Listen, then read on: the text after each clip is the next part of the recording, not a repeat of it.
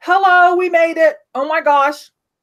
I'm not in love with YouTube this morning. It's being very sassy, but we made it.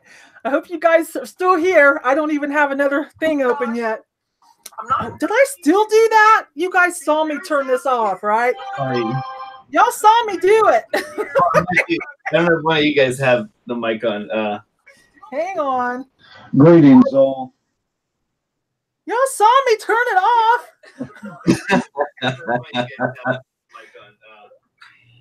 What is the problem? Oh, this is a fun day. This is fun. What is the problem? You know what? This is a fun day. Lindy didn't do her Motivation Monday. That's the problem.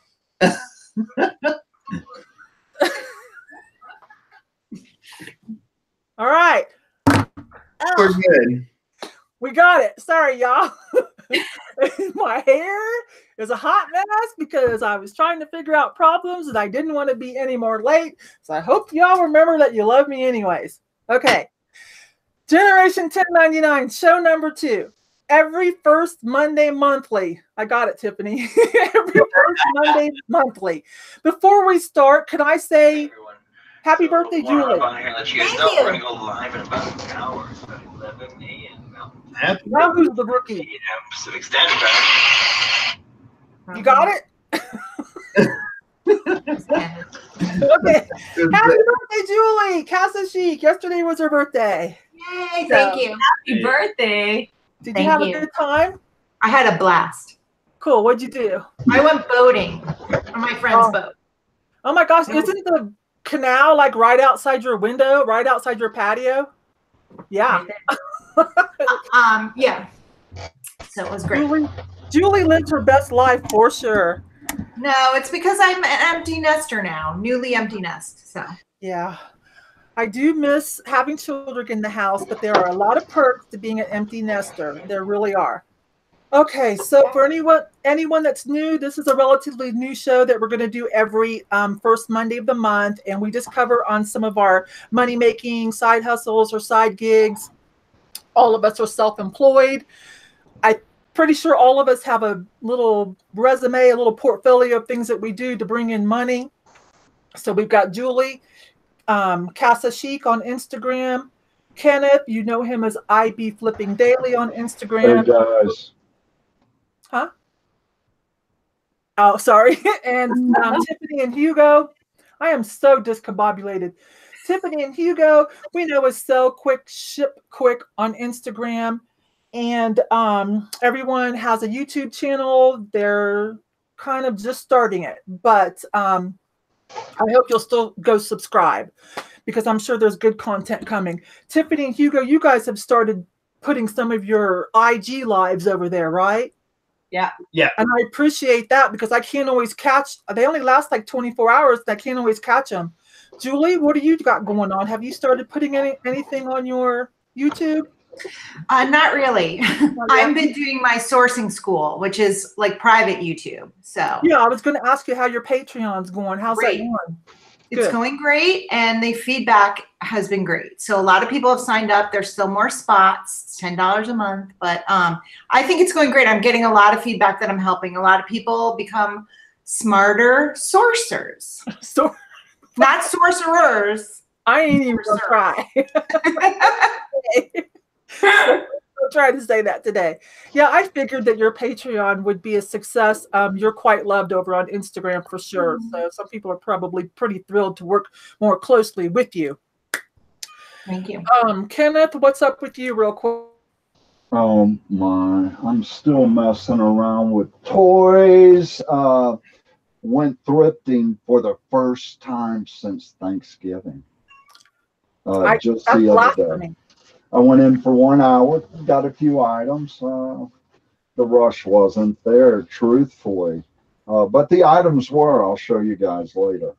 Okay. First, can I just say, like I said, that's blasphemy. You haven't been since Thanksgiving.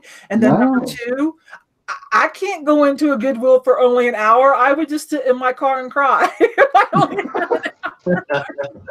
Oh, no, I'm quick. Let me find my glasses so I can remember our segments. Oh my gosh, what a day.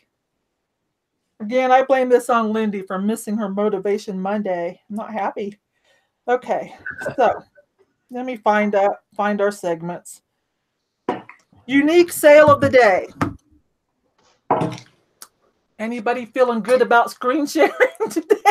No, but I want to talk about what I talked about last month. Okay, you go ahead. I talked about this fish that I bought, and I was going to try to get it appraised. It was a glass fish. It's big, it's signed. And I couldn't really find anyone locally that I felt like was going to be really great to figure out what it was worth. So I actually emailed the company, and the company's still in business. And the good news is the owner of the company emailed me back. He gave me the history of the artist, when it was made, how it was made. He said if he produced it now today, it would cost $3,000 for him to produce it, and that he thinks mine is worth at least $5,000, which is great. However, I don't know where to sell it. I was going to ask you that. So, oh my God. That's my goal this month, right? So that might be my biggest thrift flip once it sells ever. Like, it only costs $16, but I don't know how to sell it. So that's what I'm going to figure out this month. What'd you say, Hugo? What was your comment? Oh, that you should sell it to the owner. He doesn't want it, I asked. Give him a discount and he can resell it again. He has enough. I guess he's got glass probably everywhere. They still manufacture glass. So it was great. It was like better than an appraisal because he told me about exactly when and how and who and all of that. So that was really smart. So that's like a good tip. Like if you don't know what something is, I've done this before. Some companies are very nice about it. Some aren't. Like I had a Ralph Lauren bag that I couldn't figure out what it was, and Ralph Lauren never even emailed me back. Their company. Resale. Yeah, it could be tricky for resale. Some will and some won't. Hey, isn't that called Providence? Isn't that called Providence when you have like the backup documentation? I guess so. I never really sell anything like this fancy, so I don't sell anything with Providence. Yeah, I think that's what it's called when you have that, and I think it helps the value. For sure. It's provenance. Provenance. Okay, good to know. Kenneth, do you have a unique sale of the day? A nice little bolo for our friends? Yeah, you know, unique bolo.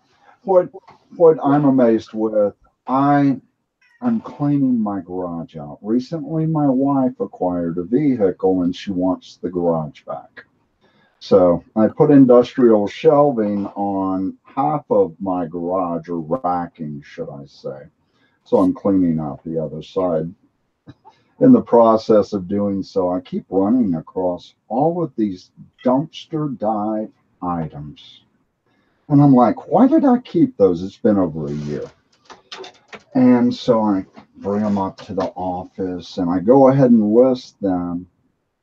And I would guess in the last month I've sold $1,000 in magazines, office supply, and dumpster dive finds.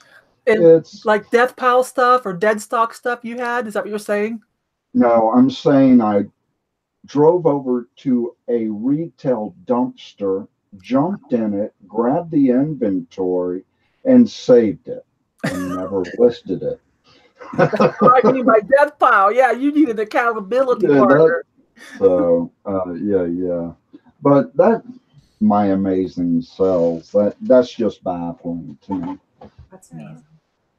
Yeah, you had a nice little tale on Instagram about your wife and you buying a car. My wife buying a car. Obviously, I had nothing to do with it.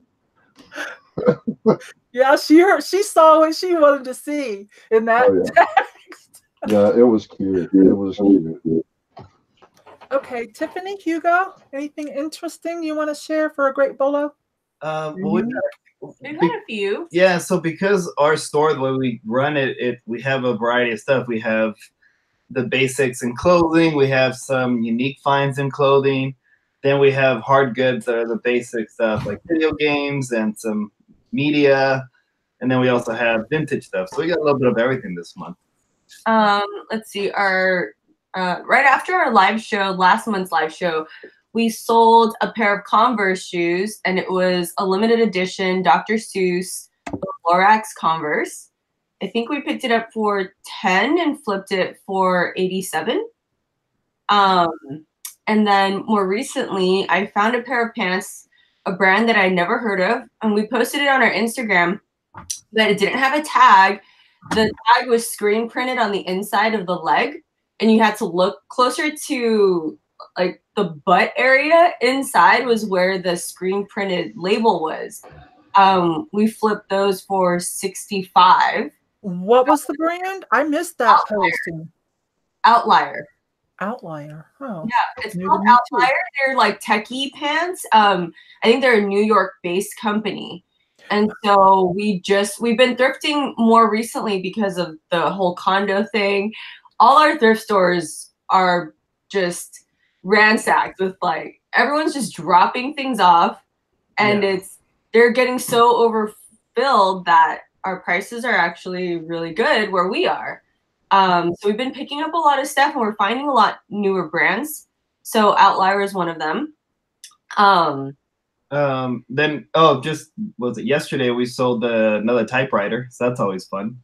Yeah. So the difference was this time it was a mechanical typewriter.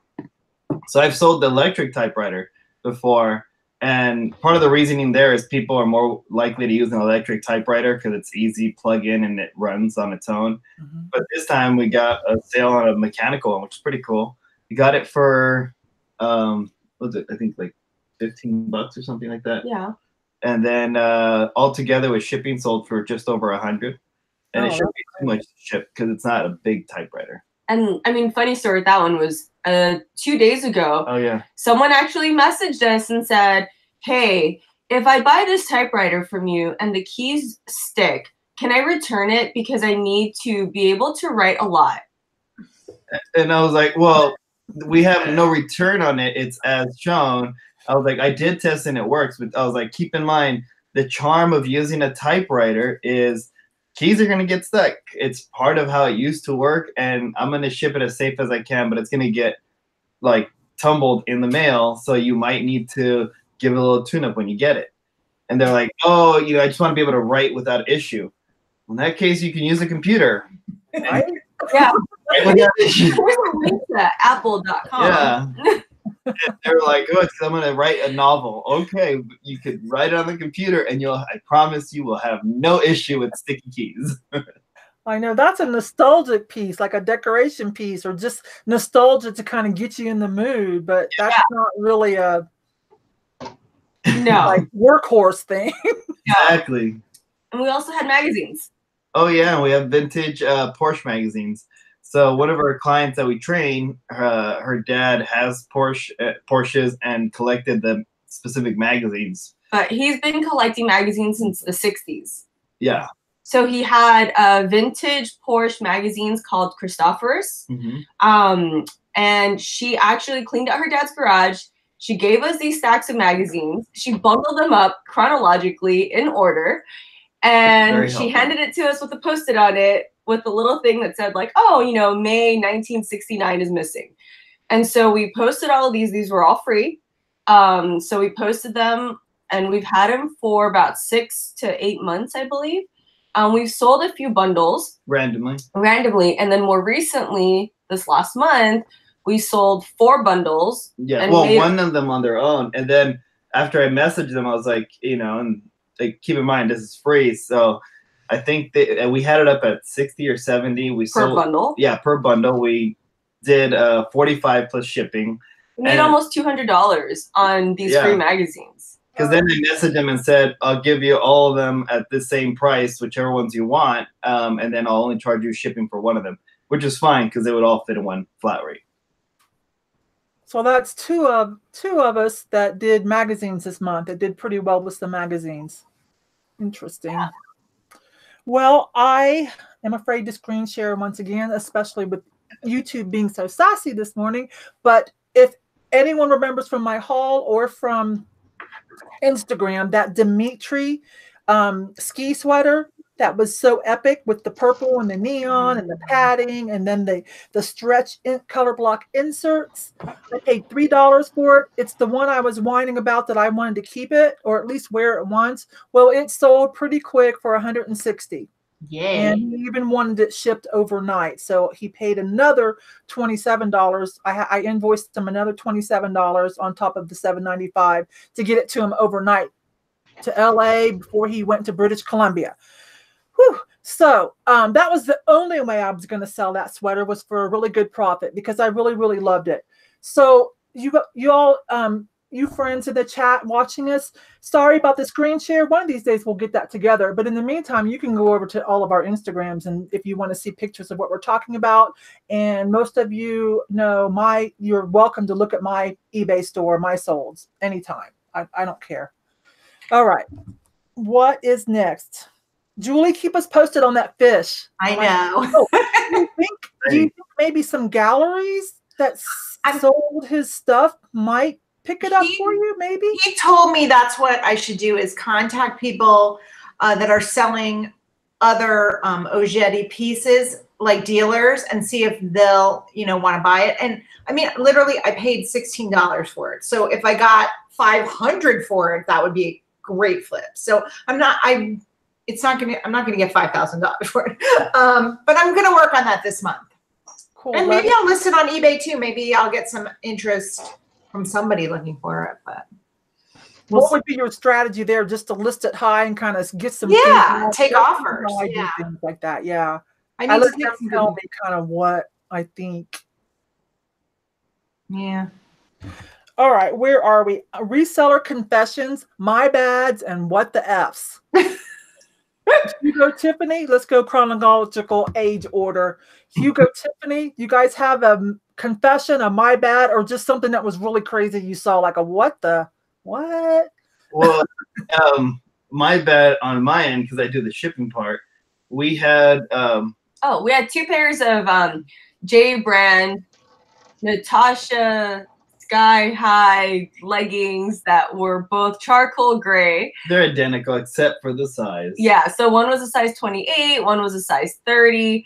Well, he shipped it out. I shipped the wrong one, but this was on Posh too. So he shipped it out, but we ship quick. So even though Posh, we have whatever, like 7 days to ship, we ship next day on Posh all the time. So they got it real quick, and then we got a case opened. They're like, it's the wrong size, picture and everything. I was like, ooh. But I mean, it was our fault. We understand. So we immediately said, like, well, let them do the process, send you the label, and send it back. We messaged the buyer, let them know. Apologize. It's totally. We have both sizes, but it still worked out because she's like, oh, do you mind adjusting the listing so I can buy the right size and get it shipped out? So they bought the right size and we shipped that one out. So they returned the other one and we got it back and we shipped it. It was a quick exchange, yeah. And they didn't even ask for a discount for the inconvenience. They paid exactly the same, and they paid the shipping, everything the same. So yeah, no hassle. We do have a what though with our Free People dress on eBay. Remember the mini dress? Oh yeah. So a buyer purchased a Free People mini dress, and it was stated as mini dress with the measurements listed. I did put that the slip inside was missing from this, so it's just a lacy cover. And when she received it, she emailed us. She was disgruntled and said, "This isn't a dress. This is a long shirt. I'm 5'5" and I weigh 120 pounds, and this doesn't fit like a shirt." Blah blah blah.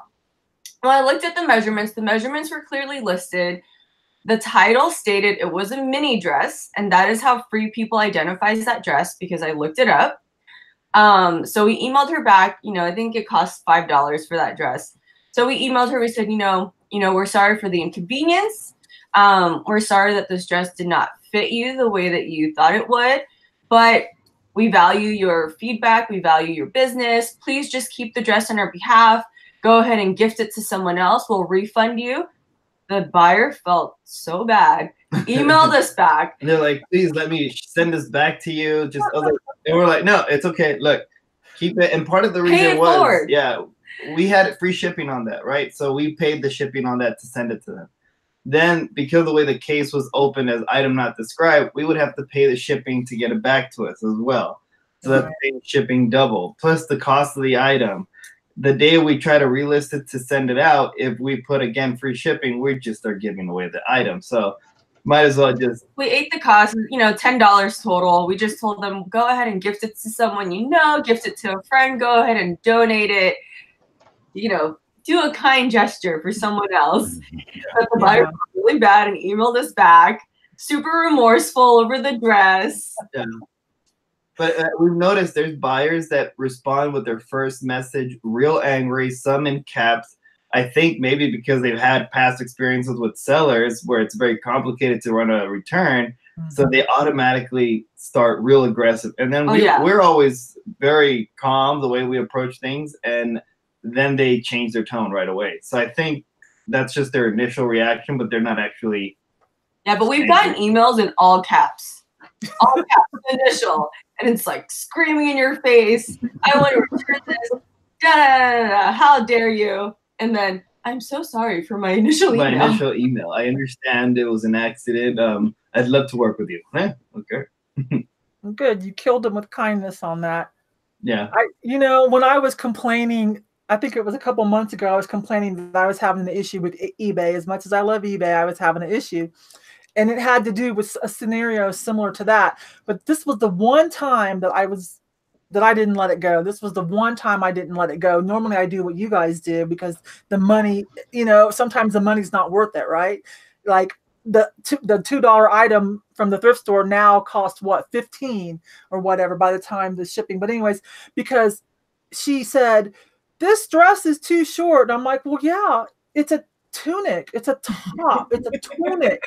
So I just sent, and it had the measurements, and so I sent her the definition of tunic. Maybe that was too aggressive. I don't know. But the reason it made me mad is she was another big time seller, and so she did item not as described. And you know, sometimes when another big seller does that, you know why they've done that, because it was clear, you know, like you, Tiffany, said, the measurements were in there. And I don't know, am I wrong? Do people? I thought everyone knew what tunic meant. That means long shirt, right? Does it? I don't know. Word. It's not a synonym for dress. Yeah, I mean, I don't know, but I also don't buy tunics for myself, so that's also a thing. But you would check the measurements listed, the length, right? Yeah. Anyways, I don't know. I got a bee in my bonnet because she was another big seller, and I knew she was. You know, I'm like, for once, I'm not going to let someone get away with this. It was a $7 item I had on clearance too. It was pathetic what I did, but still, she needed to be taught a lesson, right? It's the principle. It's the principle. Yeah, there was a principle thing on that one.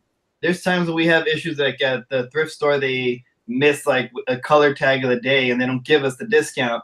It's $3, but it's like, you know what? It's $3 for future business adjustments and everything. That's shipping. That's shipping costs nowadays for even 4 ounces. So I was like, all right, let's go back for $3, even though it sounds petty. Yeah. This was just a principle thing, and she was, you know, not real nice with, like you, I got the initial, you know, email like that. Mm-hmm. So I don't know. Maybe, I don't know. Don't cancel that story. Okay. Julie, you go. Well, you know, on that principle thing, I had a buyer this week, last week, make an offer on something, and it was an offer on an item that had, I think, missing a button or something. And I put that in the listing or whatever, and she made an offer, and if the item would have been worth way more if it was in perfect condition. So I took like a $50 offer on this item, and then I sent an invoice, and then she emailed me and said, oh, I just looked at it and didn't realize it's missing a button. Can I get a discount? And I was like, no. You know, I was like, I'm sorry. It's, you know, no, that was the discount, was taking your offer. And then she was like, and I said, but I'll be happy to cancel the transaction, because I wanted her to be happy. I want my buyers to be happy. But then she said, well, can you do better on the shipping? Can you give me free shipping? And it was a heavy item. And then I felt like I needed to take one for the team. Like I needed to protect other sellers from somebody like this, because when you make an offer on eBay or Posh or any other site, it's a binding offer. It's a binding deal. You have to click a little button that's, hey, I understand I'm making this offer that I'm agreeing to buy it. So I felt like at that point, I needed to like protect all sellers because I didn't want this seller to do it to you and you and you next time too. Like, oh, they're going to take this offer. Let's see how much lower they're going to go. So she ended up buying the item and for the price she negotiated for and left good feedback. But it was like one of those, you know, come on. Yeah, every once in a while, yeah, you just kind of got to stand up for us all. For everybody, every right. once in a while. Like, pick the right moment, make it adjustable, you know. But yeah. Okay. Anyways, go on, Julie. No, so I mean, I offered to cancel, and that was, and she didn't want to cancel. She wanted it, and I felt like maybe she was like trying to just get a few extra dollars, and I just, especially on that day, I wasn't in the mood. So, my story, she's a seasoned seller. I looked at her store, her feedback. Sometimes I feel like I need to do a video for eBay buyers, how to buy things online. You know, how, you know, you can't see it, so you need to read everything carefully. Like, you know, if you're a good, you know, most of us are good sellers. We gave you a lot of information to help you make a decision. We gave you the measurements and everything. Like, that's how you buy online. You don't just look at the pictures and click buy. But anyways, I don't want to be too sassy ourselves this morning, but hey, every once in a while we got to stand up for ourselves. Kenneth. Hey guys, let's see. My bad. Kaepernick. Isn't this the guy that kneeled during whatever in sports events? I grabbed 2 jerseys from Ross for $4.99 each. And there was an extra large and a large. Of course, I created my listing, dedicated the inventory number to the item, and listed the extra large and sent the large. Of course, he sent me a message. I said, no problem, keep it. I'll ship out the other one. So I shipped him the extra large. Regretfully, that my bad for not saying, yes, please let me pay for shipping and get that returned. Because the next week, that $50 jersey was now selling for $125, and I would have paid return shipping for that. Client bag, customer. I was telling Hugo this earlier. First time I've ever done this. Had a customer buy a $6.95 hat. It was a Vans hat. It was ugly as sin. I had 6 pictures posted. Bright lights, white backdrop, maroon and blue, so it popped. I ship it to the guy, and, you know, when I'm packaging it, I said, you know, there's a buyer for everything. I ship it to him. He receives it. I get a message that he has initiated a return. Reason being, this hat is uglier in person than it was in the photographs. And I'm like, okay, first of all, I'm going to wait till the 4th to refund his buy, or her, whoever it was. And then I went to refund, and I realized, oh, wow, I had the option of refunding shipping. Bullshit. I didn't refund the shipping. If they give me a negative, that's life in the fast lane.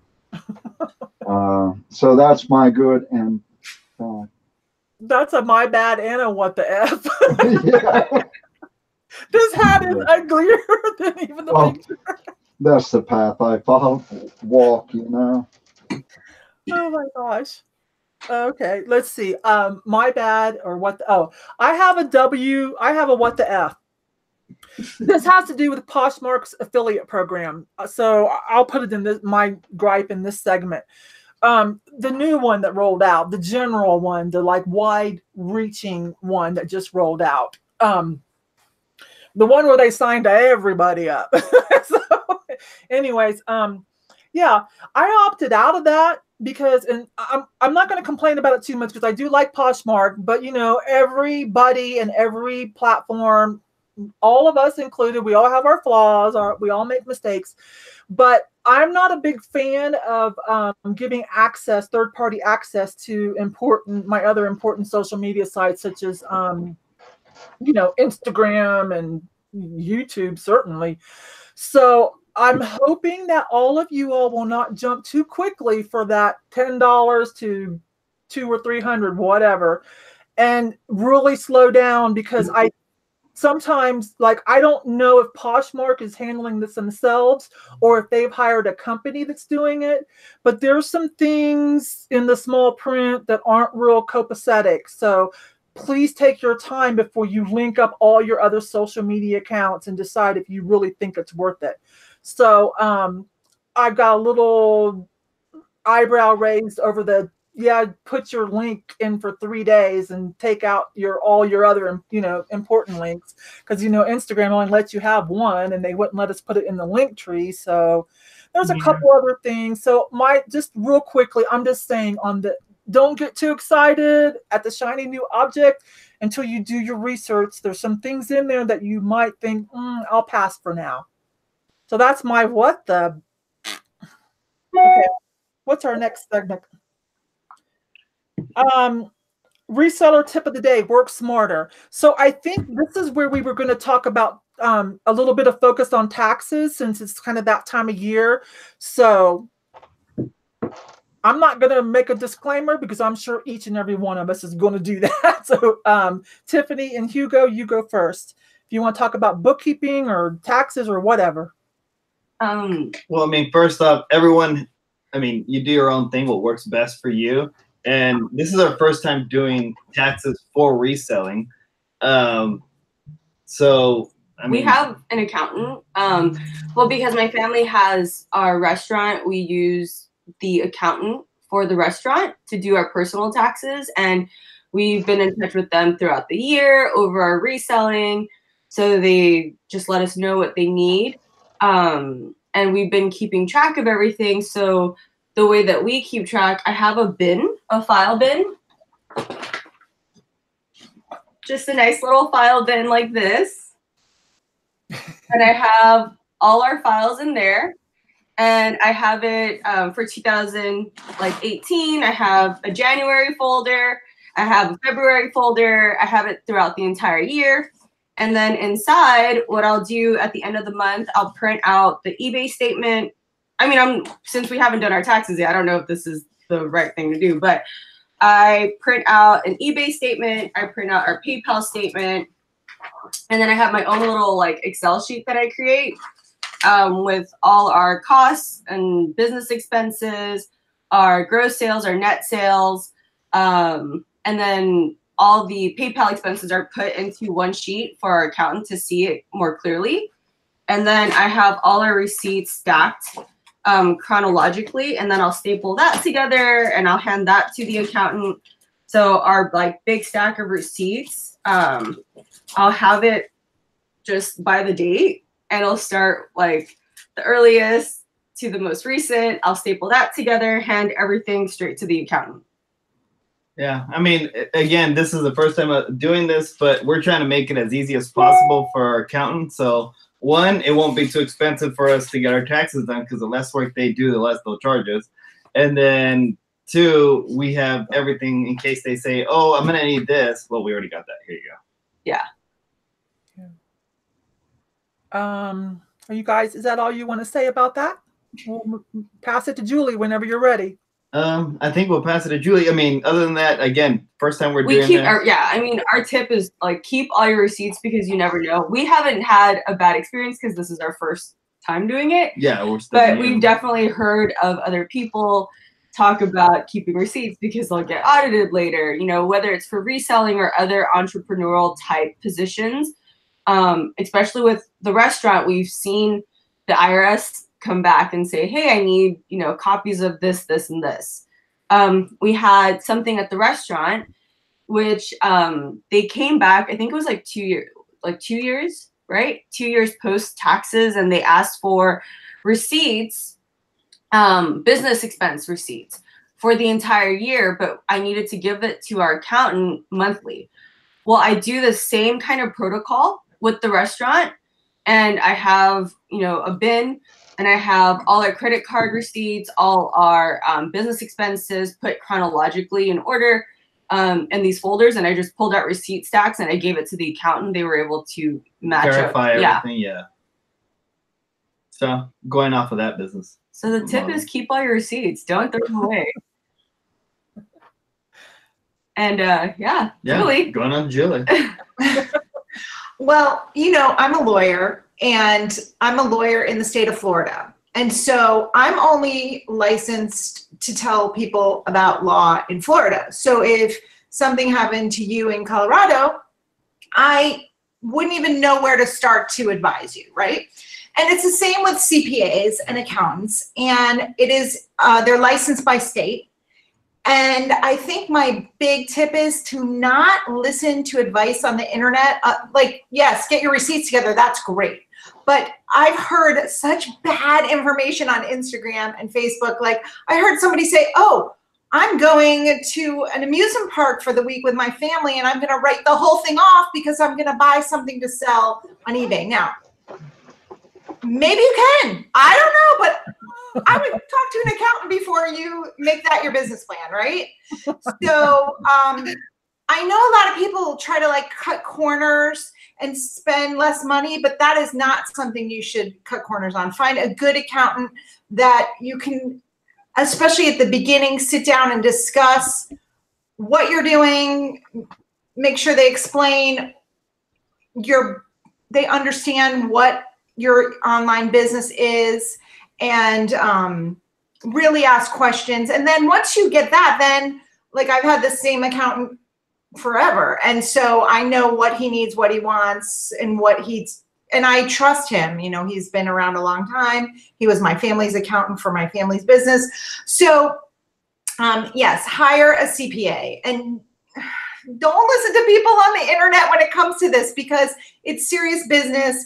And just like your health or your law, find a professional. That is not an area to cut corners.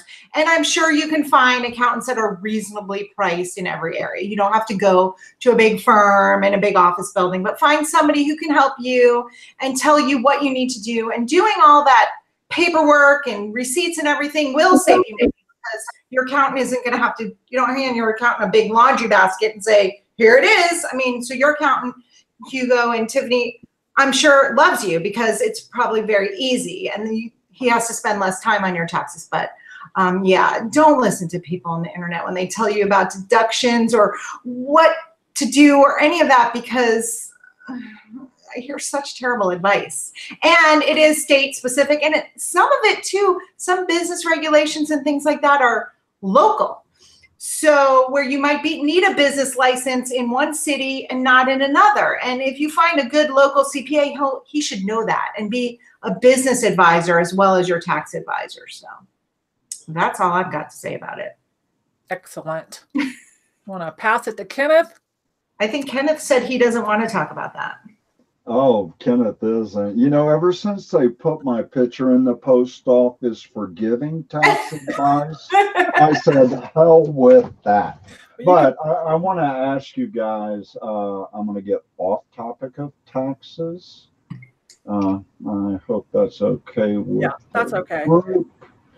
And I want to know if you guys have these items in your cleanup for your eBay clothing store. I can't see text. I can't respond. So let me get over here. And you know, you have an obscure item that I actually have, but go ahead and talk. But I actually have something real obscure. Window cleaner, you know, dollar store laundry pre-wash, amazing product. Once again, the dollar store OxyClean. You can't beat it. Lint, of course, the lint roller, what are these called? Defuzzers? Close shaver. Yeah.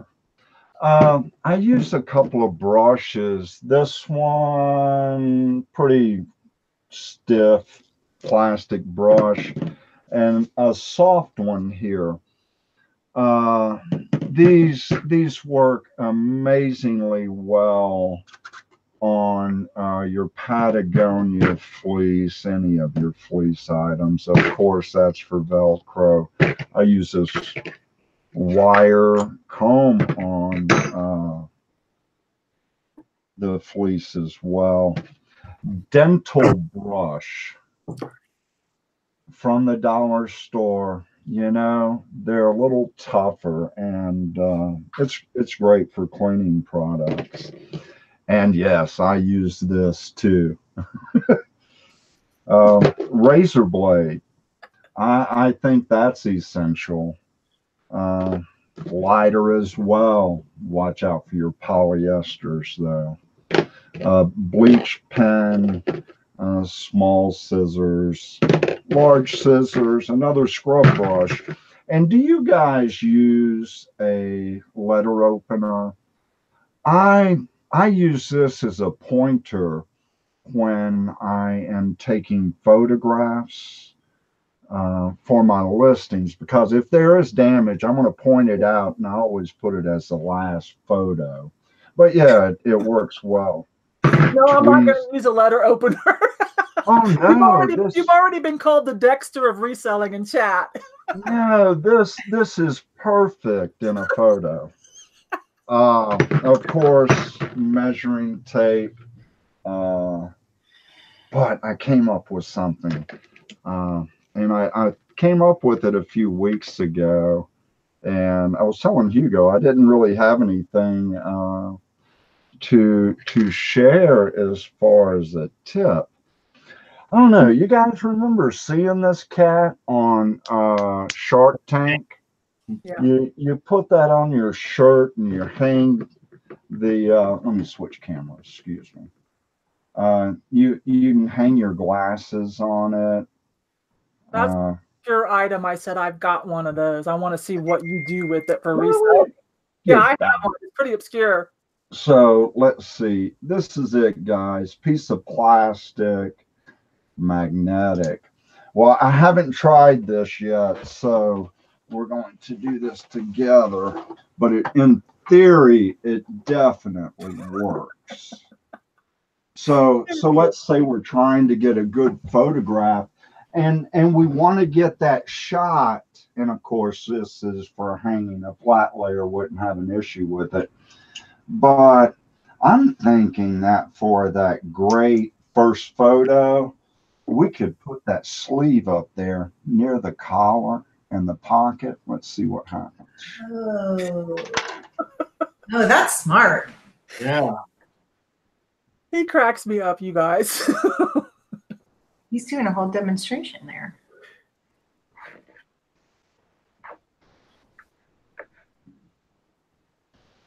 I don't know how he has time to sit around and think of all these weird things to do for reselling. Oh, that's good. I like that. That's smart. Cute. That's cute. Yeah, that would work. Granted, that was just quick, but yeah. Nice theory. And is that what you do with yours, dear? No, I use it for my glasses. Right on to you. Yeah. So. Yeah, I think that's a great idea, especially for the Harley Davidson long sleeves that have graphics on the sleeves. Yeah. Oh, like the spell out. Yeah. Yeah, that is a good idea because I don't like doing flat lays because it hurts your back. I like just hanging things. So if I'm not using my mannequin, so that is excellent to make it a little more appealing. Cool. Good job, Kenneth. I hope you're able to use that. You rocked our world again. I need to order one of those. All right, you passing it to me? Yep. Picture. Okay, so taxes,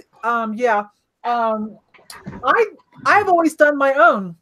Well, not always. When I had a lot of stores in Dallas, that was too much. But for the last 10 years or so, I've done my own. They're not too complicated. But with that being said, I've got some experience. But I just got married. And so my husband wants a CPA.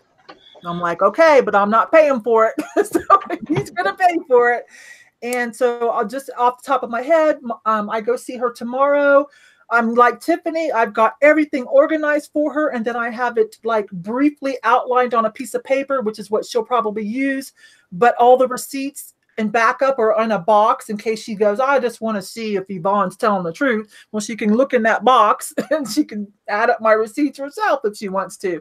But anyways, she is $325. And so, but you know, since I'm used to doing my own taxes, I did go take a peek at any updates. So I do want to say this. For those of you that are going to try to do it yourself or even a CPA, make sure that they are aware, that you're aware, or that they are aware of the new pass-through deduction, because that's pretty lovely. So pass-through deduction, which starts for 2018. So it's a nice little deduction for us for our income that passes through. So write that down and make sure they're aware of that. Or if you're going to try to tackle it yourself, which I don't always recommend, but it can be done. Anyways, again, my CPA here in Colorado, she's $325 for if anybody wants a ballpark figure. I don't use GoDaddy or anything like that. I old school it. But wait a minute. I did have to take a report. There was something I couldn't find that was missing that Poshmark or PayPal used to do for us last year. So I did have to take a report and transfer it over to Excel so that I could like delete some columns and add some stuff up. Like there was something they didn't put on their general report. I can't remember what it was now. But if you run into a problem like that, you can take your reports, a different report, over to Excel and it'll add the column up for you. I can't remember. Sorry, you guys. Anyways, CPA, seriously. Now that I think about it, $325 to have peace of mind, and she's going to do it all. I'm good with that. Well, she may be able to find you a deduction that's $325 because they good accountants find you good deduction. So I mean, and I'm following the guidelines of the IRS.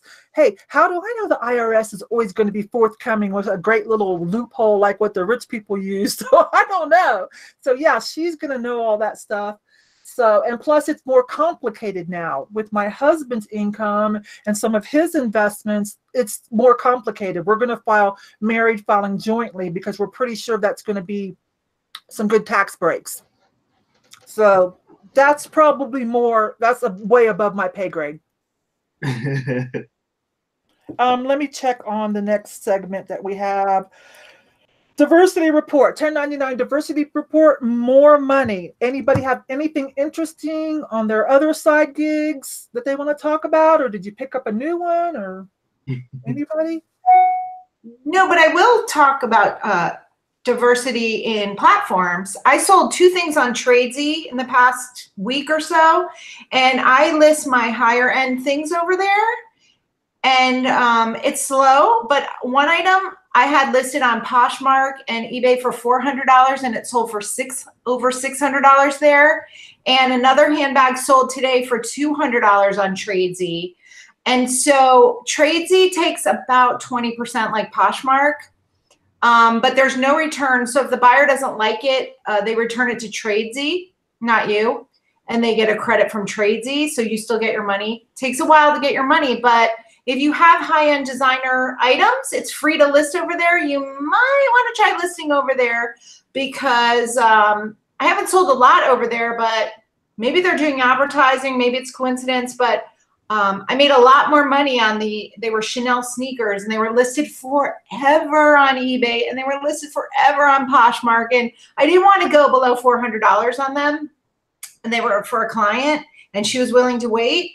And so I would have taken an offer of $400, but $600 is way better. So sometimes diversifying casting a wider net, even though it's more complicated and you have to be way more organized because you have to delete it from the other platforms, and it takes a couple of extra minutes. You might want to start thinking about casting a wider net, especially on platforms like that where it's free to list. So I haven't heard that name for a long time, Tracy. $800 of sales over there. That's nice. So, Hugo, Tiffany, all your side hustles, other gigs doing well? I know it's just like Julie was saying with diversifying on your platforms. I was just on the reseller group on Facebook today, and I saw someone asking if they should join Poshmark, if it was a good idea. Yeah, definitely. If you have the time to cross post or even just list on there, you know, especially if you're going to sell clothes, there's stuff that we have listed on all three platforms because we do Mercari, Posh, and eBay. That there are stuff that will not get any traction on eBay or Mercari and will sell quickly on Poshmark. Yeah. We like that you don't have to deal with shipping. The shipping process is easy, and so we really enjoy it. Our Poshmark sales have definitely picked up this last few weeks. Yeah. As for our other side hustles, my financial aid job, I've been adding in more hours, so I've definitely been putting more work there. And I have a work conference coming up for that. Yeah, training wise, we are seeing a little bit more of our clients because the thing with training is it's one of those jobs similar to reselling where you're not going to get paid unless you show up to work. I mean, we don't get a train session paid if we don't show up and train a client, and that goes both ways, whether they can join us and meet up for training or we can join them. But schedules seem to be matching up now, so we are seeing more training clients, which is pretty good too. Yeah. What else? Just that, I think. Yeah. Main thing, yeah. And then again, the different platforms really helpful because we've had days where it's like it might be slow on eBay, and then we'll get sales on Posh. Yeah, or like you said, certain items. Because when we say something sells on Posh, we immediately like go off and take it off the other platforms to avoid any double sales. And what I've noticed is an item that sells quick on Posh will have like 2 views on eBay. So, I mean, whatever's happening there, but our items are definitely getting seen more often on Poshmark sometimes than eBay. Yeah. It's the same. It's very similar titles, same pictures, descriptions. It's pretty much identical, but Posh seems to get more views to purchase, I guess. I agree. So I sometimes like it's like 50-50 between Posh and eBay sometimes, and like eBay will not be doing anything, and then but Posh will all of a sudden. And I swear Posh, their demographics keep expanding and expanding. Just on a whim, because I didn't have a lot of men's items, I put over a used Harley Davidson Tasmanian bathrobe. I cross-posted it. I'm like, oh, whatever. $80. That's where it sold rather quickly. Like I would have never thought to even do that a couple years ago. So they're definitely expanding their demographics. I'm not sure how or why, but it's a fact. Yeah, and then also with Posh, we've been being more active with sending offers. Oh, offers to likers. That's been real helpful. Even though they haven't even, not all of them accept the offer, but what happens is we'll get a counter offer, but when they counter offer, we're not responsible for the shipping when they start changing things up. So then it goes closer to what we were originally offering anyway. Yeah. But we do notice we send most of our offers to likers right before going to bed. And I don't know if it's like because we send it out so late that people are seeing it first thing when they wake up in the morning. Yeah. But we do send it out like at 2 a.m. our time. And then we'll get accepted offers when we wake up. Yeah. Yeah. 2 a.m. Oh my gosh. I haven't seen 2 a.m. in a long time. Last night we went to sleep at 3. Even at eBay Open, I think I tapped out way before all the young kids. I don't know, Lindy. Can I tell on Lindy? Is she still in the chat? I might get in trouble. She'd roll in about 3 or 4. I don't know what y'all were doing, but by midnight I was snoozing. And, but I was also up before y'all too. Yeah. So I'd fill up the ice bucket and put a bottle of water on it for Lindy and just be like, okay, I'll see you sometime afternoon. She's gonna kill me. I hope she's not still in the chat. She's gonna be mad about that. Anyways, passing to where are we at? Kenneth? Yeah. Side hustle. Side hustle. Anything You know, I did sell a couple of light fixtures on Facebook Marketplace. I threw up a car on Facebook Marketplace. Hopefully that'll flip quick. But no major sales. Still sweeping the floor, folding the towels, doing the foils at the salon as the side hustle. You're a good husband. You're probably very handy. Can you say subservient? Oh, I'm teasing. Oh no, wait. I want to ask you guys. Have you remember I said I went thrifting? Yeah. Check out. This is a vintage Tommy camp shirt. And of course, slow down a little. Masters. And of course, that's the Masters, which is next month. I got to get that listed quick. But I cannot find this print. And I used to think I was a decent researcher. Okay, hold it. Go slow and hold it for us. Oh, that's interesting. That's a polo. Oh. Okay. I don't think it's boot, but who knows? It could be. I was trying to see the print, if it's Santa Anita possibly, or something themed for horses. I mean, I thought I saw a horse. You know, actually, it's got a Miami theme to it because there's highlight on there. There's polo on there. There's golf. There's sailing. I'm palm trees. Oh, okay, yeah. I'm definitely thinking it's Florida's. It's worth $3 million. Yeah, I think so. A good 5,000. A sleeveless Nike girls capri. I haven't researched it yet, but that was my thrifting in 4 months. Yeah, I'm not. That just freaks me out. I'm sorry. Oh, toy collection. You got to remember, I'm dealing with 1,000 toys, 500 to sell. So, yeah, I saw that on your Instagram. yeah. Let's see, what are we doing? What's I forget. Somebody help me. Where are we at? Because it's my Words turn. of wisdom and rolling. Diversity report. More money. Oh, yeah. I have been doing pre-spring cleaning because when spring gets here, I'm ready to have fun and work a little bit more because the daylight lasts longer and it's just, you feel better when the weather's nice. So I'm doing pre-spring cleaning because when spring gets here, I don't want to do that. I want to be done with it. So I've been doing that. And I have a dressing room next to, and then the room over there I use as a dressing room. Remember, we don't have any children at home. So I took that room as a dressing room. And so I'm making another YouTube filming space with a different background for another channel that I'm going to start nurturing here maybe in a couple of weeks. That's all. Let's see. No poker money. So that's the point. So I haven't played any poker. So no poker money. Other money's just fine. It's just constant. Merch. I think I did have a few sales, but I have not uploaded any new designs, but I have had a few sales on merch, Amazon merch t-shirts. Okay, so now we are at Q&A. Ask us anything. Does anybody in the chat need some help with anything before we move on to the next segment? Let's go to the chat and see if anybody needs any help with anything. We'll try to answer.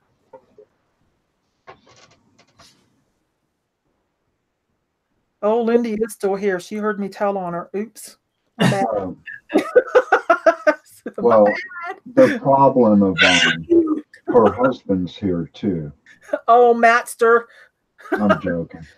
Well, he knows what she was doing. She wasn't doing anything bad. She was probably with Hugo and Tiffany and Wade at the roulette table. So pretty accurate there.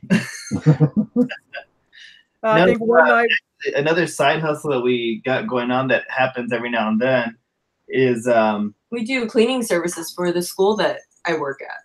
So the vocational school that we work at, my boss actually approached me a year and a half ago and asked for cleaning services for the school. The school is actually really small. It's a vocational school. So it's, you know, a few offices, a lobby, and a classroom, and one restroom. Hugo and I used to do cleaning for the animation studio for his family that they worked at years ago. So my boss had approached me, asked me to find cleaning service. I had asked Hugo because he's got the resources, but I was like, "Hey, have you heard of Linares Cleaning Services?" Right here. So Crazy. Yeah, so we'll throw that in, and you know, it's not every month, but when we do it, you know, it's a few $100s, and we do it together. And we knock it out quick, and we're alone, so we're blasting music, and you know what I do with music, so. Yeah, so we're, you know, I like cleaning, so the school's not really dirty and tidying up. It's stuff that we would normally do at home anyway. It's not a huge job. And you're there during the day, so you know you cleaned Exactly, and I'm there during the day, and I have my office. My office is already clean, so, you know, this is an extra stream of income for us that it's a good hefty chunk of change. Yeah. You know, every 2 months or so for something that we don't mind doing, we're doing it together. Yeah. Is that something that, is there any wiggle room in the money? Is that something that maybe in the future you could source out? I mean, there's wiggle room if I wanted to source out, but the reality is it's easy for us. So a while ago, for years, my mom and dad used to clean animation studios, specifically an animation studio that did the Simpsons movie and Futurama, which is cool because by helping them at night, I ended up getting a job there. So I got a chance to work on Futurama and Simpsons movie for a while too. So I get credited on that. But it's fun. It's easy work for us because we have a system down. We don't even tell each other what we're going to do. We just know what we're going to go do, and we meet up and we're done.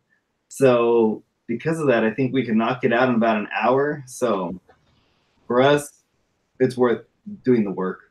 Yeah. Gotcha. Well, does anybody need help with anything in the chat before we move on? Most of our friends, they're smart people too. Like, I don't see anything. We got seasoned sellers in our chat. Right? Oh, yeah. Everybody. I sold a pair of jeans. They got returned because they were never picked up at the post office. Now I can't get a hold of the buyer. Should I just try and refund his money? What platform? Deneen, what platform? But the answer is no. But right off the bat, but wait. But what platform? Well, she answers that similar. We've sold books in the past. Not big money, but say we sold the book that we had for a while, sold it for $10. So we made probably about like $6 on it. But we never heard from the buyer or anything, and then shipped it out. Then about 2 months later, the book gets returned to our house and it never got delivered, but we never heard from the buyer either, and nothing ever happened. I mean, so we didn't do anything. Yeah, we didn't return the money. Well, my opinion, and you guys can give yours, is just wait until you hear from them. Yeah. Don't relist it, though. Don't relist the item yet. Of No. course not. But if you don't hear anything, anybody differ in opinion on that one? No. That sounds good, right? Okay. Any promos for the summer? I know fat flare pants and jeans are back. So we were talking about this. Yeah, it's because the community we live in, our neighborhood, we grew up here, and growing up here, it was a rougher neighborhood. I mean, at one point we were on that show Gangland. I mean, we were on TV for the wrong reasons, but now it's full of trendy coffee shops, which Our we love. neighborhood's been gentrified, definitely. And the housing market here is crazy now. We can't believe what things cost nowadays around here. But I mean, for example, I think we both grew up in the same neighborhood. My family bought their house here in the 90s for like $115,000. Same that here. Same house right now on Zillow is $1.2 million. So the neighborhoods have definitely changed around here. I was sitting in the car waiting for him to drop off our shipping. I saw a bunch of kids walking down, junior high, maybe high school. They looked like straight out of the 90s. They were wearing jeans that were 2 sizes too big with like big belts, a crop top, a flannel. They looked like Nirvana walking down the street. There was at least 20 kids, and they were in different groups trailing behind each other, but they all looked identical. Because the 90s is still big right now. Was it like grunge or what? Yeah, some of them were grungy. Like, yeah. But then we're also talking big Marvel movie coming up is Captain Marvel. Captain Marvel, and it's set in the 90s. So I mean, we're saying it's not a mistake that the strategy of the movie industry, that as 90s things are picking up, now there's a movie that's going to be placed in the 90s, and I'm sure we're going to get merchandise from Disney that's going to be retro looking. So it's a thought that we had. Yeah, that sounds reasonable, because we did the 70s, we did the 80s, although I still see influences of all those decades kind of mixed, mashed. Yeah. Oh, let's see. I have a bin full. Let me show you guys this. Oops, sorry, Bianca. I have a bin full of Lisa Frank that I've been saving. Ooh. Most all of it, 99% of it is the vintage Lisa Frank, the capital LF. Because Lisa Frank was real hot for a while, right? I mean, the resale of the vintage, and then it kind of tapered off a little. So I'm going to see, part of my spring cleaning, I'm going to see where I just sold a vintage Lisa Frank cardboard jewelry box, cardboard, for like $50. Okay, so it's back up on Etsy and eBay. Yeah. So it's time. Okay, that's what I thought. Yeah, because it dropped off for a while, and I'm like, I'm not giving this stuff away. I love Lisa Frank. Hello. Well, it might be listed for a while until the right person comes along, but I still think that's still a bolo, a good pickup. Yeah, I just got to keep my daughter out of it. Yeah, that's 90s stuff, and that's all. Like, I'm old. I'm too old for that, but I bought it for my daughter. Right.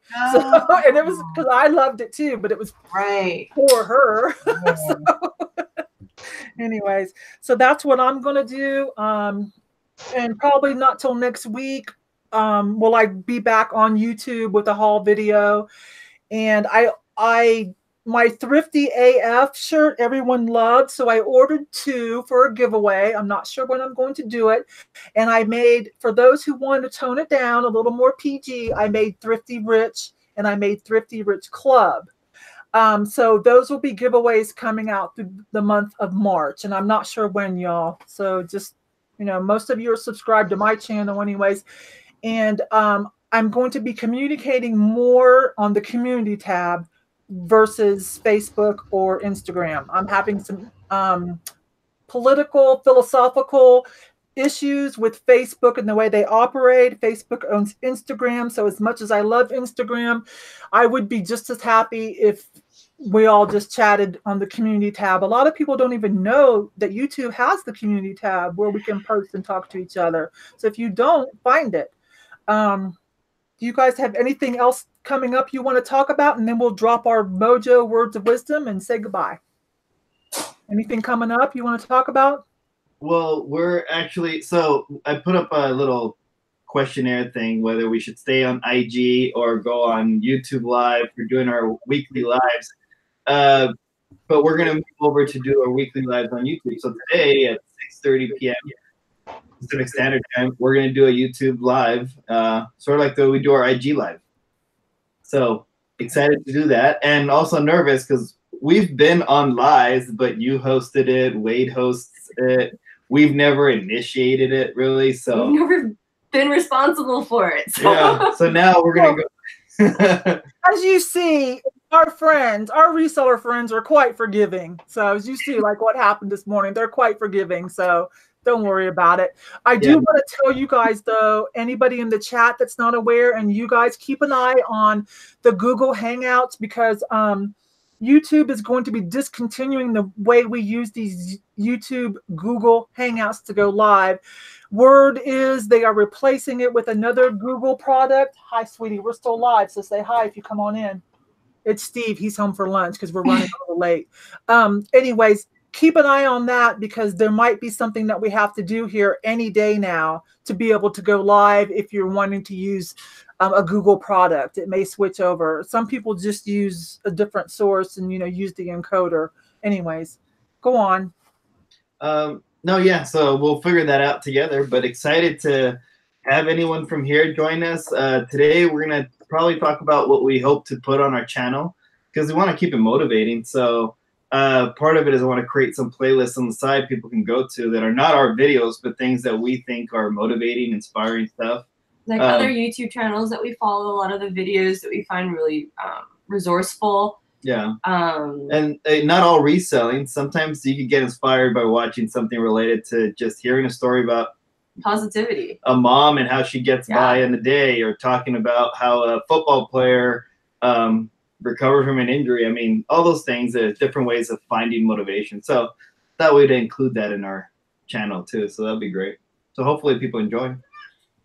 And when are you going to start? Do you know yet? Well, tonight we're going to do our first live and figure that out at 6:30 p.m. Pacific Standard. And then I'm going to start creating playlists. I already added one video to a motivation playlist we have on our channel. So we'll see. We'll let things grow. And we do want to film our first YouTube video. Not live. Yeah, not live, an actual YouTube video, but it was just to show how we do our listing process. So Thrifting Nomads did a little Insta story on they saw how I do our dual screens for cross posting. So I have my main Mac screen, I have a Samsung screen that we thrifted, and I put eBay, Poshmark, like everything that I need to list on both screens, so that when I list, it takes under 5 minutes to cross post onto all three. But we wanted to do a video about that just to show everyone like what is necessary, or how I have things set up to make it as easy as possible. Okay. Well, I hope if there's anybody in the chat or watching later that hasn't already subscribed to Hugo and Tiffany, because maybe you're not aware that they are going to start it, that they have started a YouTube channel, I hope you'll grab them and go do that. Julie, did you already tell us do you have anything coming up, or are you just going to work on your Patreon, or what's up with you? Yeah, no, I'm just working on my Patreon. I'm trying to add some bonus videos. I uploaded one on swimwear. I uploaded one on tips for thrift stores and things like that, trying to get people to become better buyers for their businesses. Which is crucial right now, because as we know, a lot of Goodwills and thrift stores are raising their prices a little bit. There's a big, everybody's got to be in their bonnet about that right now on social media. So it is crucial. But those are private, right, for your Patreon? Yeah, right, yeah. Okay, and I've got the link to that down below in the video description for anybody interested in working more closely with Julie. Kenneth, what's up with you? What is up with me? Got anything coming up that you want to tell us about? You want us to watch, or what? No, but I just had an idea a moment ago. Maybe I don't know if anybody ever sells books. Maybe it's been thought of. In my mind, I think of something and think I'm the first one that ever thought about it. Book sales. I see all these guys making bank on college educational books. Wouldn't it be nice to go rent a van, go park it at your local college? I'm lucky. I have Georgia Tech and Georgia State downtown. A big banner on the side of that van, the end of each semester, I buy textbooks cash. Wouldn't you think that'd make some bank? Okay. The bookstore buys them back. I was going to say, I hate to burst the bubble, but you're going to have to park down the street in an empty lot to do that. Oh, no. Parking lot. Well, I bet there's still profit, huh? There's a way to do it. Yeah. Yeah. Yeah. Well, I will tell you though, I have 2 kids in college, and I can already see a trend that they're not having to, the textbooks, they're not having to buy as many. And I have one that's in his 3rd year, and he's had to buy fewer and fewer textbooks every year. It's all online now. And the book companies are smart enough that you'll have to buy the book, like the online version of the book, because I guess they're going to try to. So if you are an Amazon bookseller, stay on top of that, because I have a feeling that that is going to be like those big expensive textbooks is going to go like this eventually, because I'm telling you, everything's online. And even if your kids like to read a textbook, you can't get them.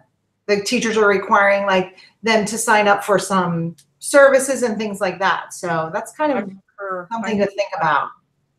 Yeah, and I believe a lot of those times they're time sensitive. So it's like if you're in there for a quarter, your subscription to the book is just good for that amount of time. Absolutely. And so that's the way they justify a cheaper price too for the student. And then some schools create their own textbook. Specific to that school, and all and they send you a link to print out the PDFs. Only use that school's version of that information. So they need the book because the school's trying to make money off of their product. Yeah. Well, thanks for enlightening me. Sorry, keep working on that. Sorry, you can sell something else to them though. Just don't park the white van in front of the school and stand there with the banner. Like, that might be weird. No, but I was really grossed out when I moved my eldest out of the dorm, because the amount of stuff the kids were throwing away at the end of the semester was disgusting. Like, the dumpster was filled with Keurig coffee makers and those Tempur-Pedic mattress pads and all this crap that these kids did not want to take home with them. And it was like such a waste. So maybe you could make a van like, hey, give me your Keurig coffee makers and your whatever else you've got in your dorms for $5, and those kids would have sold it to you. So there may be some money there. That's it. That's the ticket there. Good idea. Because we have a university nearby. Yeah. So that's not. And then most kids don't buy the stuff that's in their dorms, so then they don't actually value the price of those items, and then they just toss them out. Yep. Give them $5 for a burrito. Well, okay. So anybody want to drop? We're down to the Mojo. What is it? Mantras Mojo life hacks. Does anybody have any words of wisdom or a little life hack or some mental floss? I do. Okay. I've said this before on my tip of the day, but when you're sourcing or you're thinking about what should I sell online, remember there's only 2 reasons that people buy stuff on eBay. It's because you can get it cheaper or you can't find it anywhere else. And that's really, if you just keep that basic, big thought in your head, you may buy stuff on Amazon, like if you need Band-Aids or something and you don't feel like going to the store.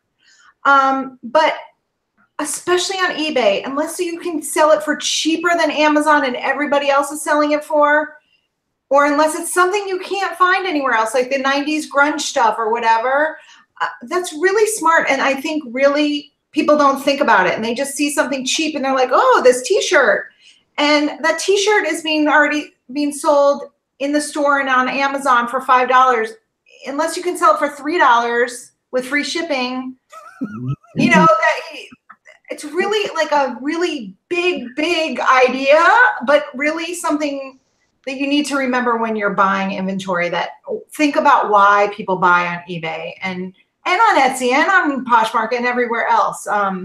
Because you can't compete with Amazon unless you are really getting some good wholesale deals or something. So that's my words of wisdom for today. Passing it to Hugo and Tiffany.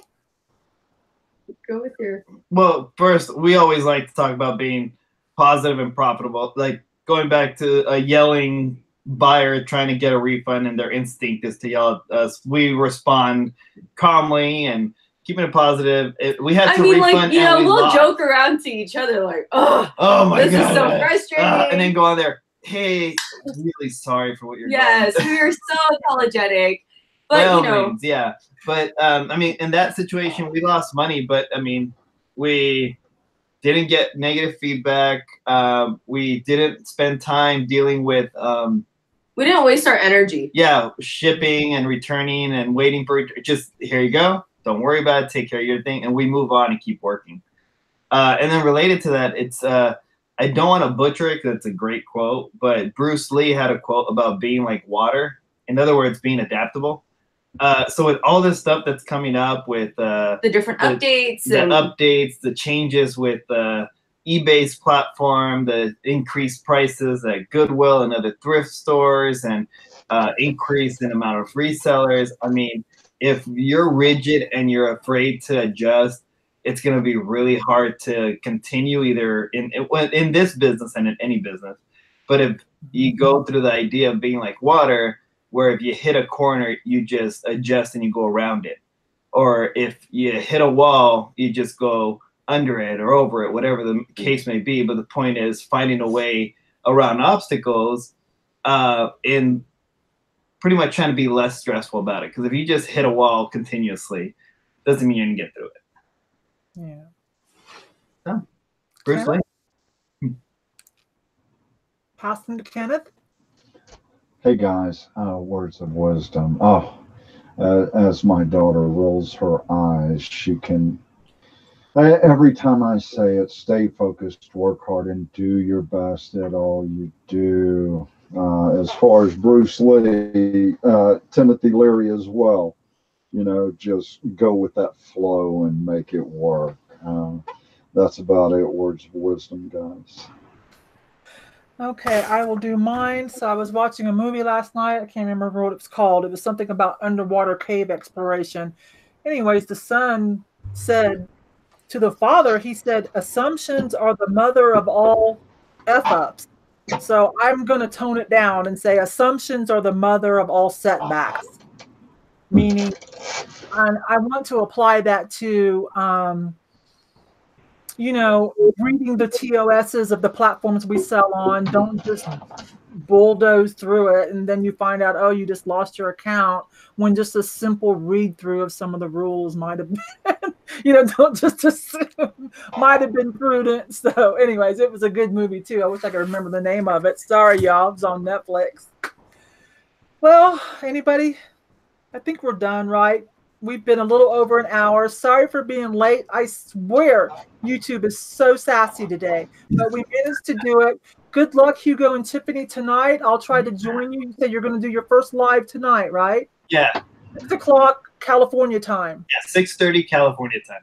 Okay. If no one else can help you, you can text me and I'll try to help you if you run into problems. Thank you. All right, guys. Let's say bye to everybody, and we'll see you next month on the first Monday monthly, Generation 1099 show. All right, you guys. Bye-bye. Bye. Bye. Peace out, guys.